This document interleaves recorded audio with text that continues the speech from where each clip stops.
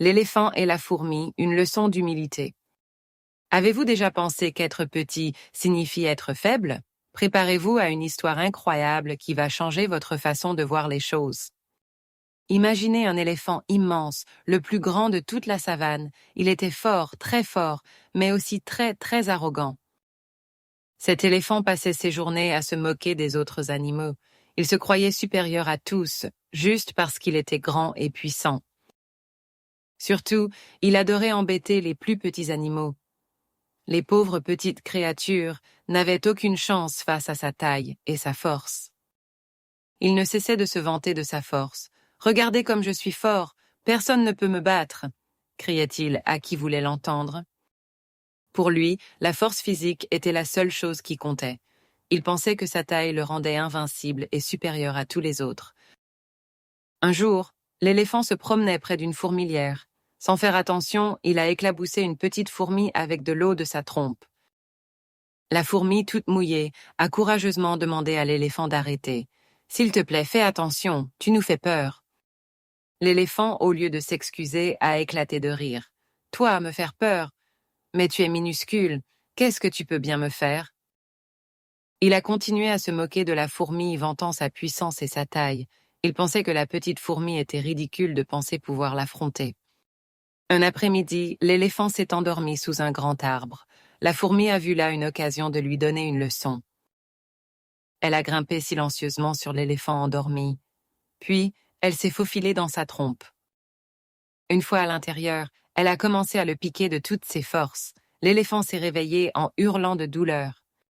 Il se tordait dans tous les sens, essayant de se débarrasser de la fourmi. La douleur était insupportable. Il n'en pouvait plus. Finalement, l'éléphant a supplié la fourmi d'arrêter. « S'il te plaît, arrête. Je t'en supplie, je ne recommencerai plus. » La fourmi, toujours à l'intérieur de sa trompe, a dicté ses conditions. Elle ne sortirait que si l'éléphant promettait de changer. Elle a exigé qu'il s'excuse auprès de tous les animaux qu'il avait offensés.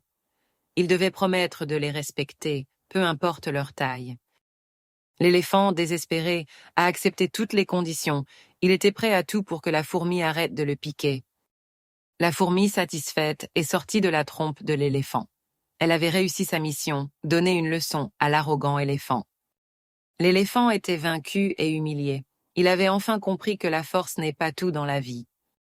Il avait appris une leçon importante sur le respect et l'humilité. Il avait compris que même les plus petits peuvent être plus forts qu'on ne le pense. La morale de cette histoire est simple. Ne sous-estimez jamais les plus petits. La taille n'est pas un gage de force ou de supériorité. Le respect ne dépend pas de la taille ou de la force. Il est dû à tous, peu importe qui ils sont. La sagesse, elle, ne dépend pas de la taille, mais de l'intelligence et de la gentillesse. C'est la sagesse qui nous guide vers le bon chemin. Cette histoire nous montre que la force physique n'est pas la seule chose importante. Il existe d'autres qualités bien plus précieuses. L'humilité, le respect et la sagesse sont des qualités qui nous rendent meilleurs. Elles nous permettent de vivre en harmonie avec les autres. Même les plus petits peuvent surmonter les plus grands. Avec de la ruse, du courage et de la détermination, tout est possible. L'arrogance peut mener à la chute. L'éléphant a appris cette leçon à ses dépens. Le respect est essentiel pour une vie harmonieuse. Il permet de créer des liens et de vivre en paix avec les autres. La considération pour les autres est importante. Il faut toujours penser aux conséquences de nos actes, même les plus petits. Alors, la prochaine fois que vous croiserez quelqu'un de plus petit ou de moins fort que vous, souvenez-vous de l'histoire de l'éléphant et de la fourmi. Soyez respectueux, soyez humbles, et vous verrez, le monde sera un endroit bien meilleur. Maintenant, c'est à votre tour. Partagez cette histoire avec vos amis et votre famille pour que tout le monde apprenne cette belle leçon.